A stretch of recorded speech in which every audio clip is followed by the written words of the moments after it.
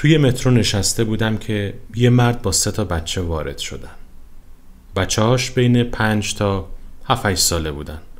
خیلی شلوغ میکردن. گاهی داد میزدن، گاهی از دسته‌های مترو آویزون میشدن، گاهی حتی برای مسافرا مزاحمت ایجاد میکردن. منم مثل بقیه مسافرا با ناراحتی و زیرچشمی به پدر نگاه میکردم که مثل یه موجود بی احساس، بی خیال، بی حرکت نشسته بود و انگار حتی سر و صدای بچه‌هاش رو هم نمیشنید. حتی حاضر به تذکر دادن به اونها نبود. چه بی‌مسئولیت. چند لحظه بعد طاقت نیاوردم.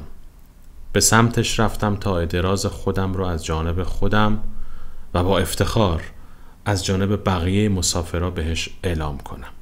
گفتم ببخشید میشه یکم بچه هاتون رو آروم کنی؟ درست نیست، اینجا متروه، یه مکان عمومیه.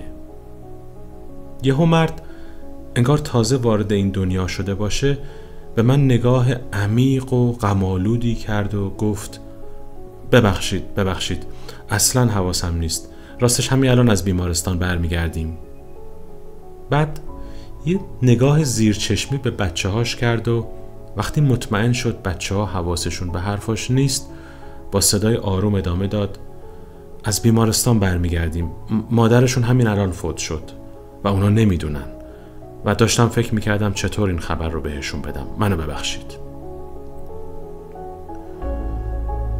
و من ذهن خودم رو مشاهده کردم که داره دچار تغییر ناگهانی یه الگوی کهنه قدیمی میشه.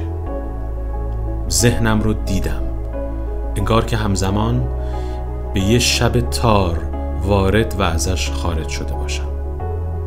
با تماشای ذهنم از ذهنم خارج شدم. انگار که به یه شهود رسیده باشم. یه تغییر پارادایم ناگهانی.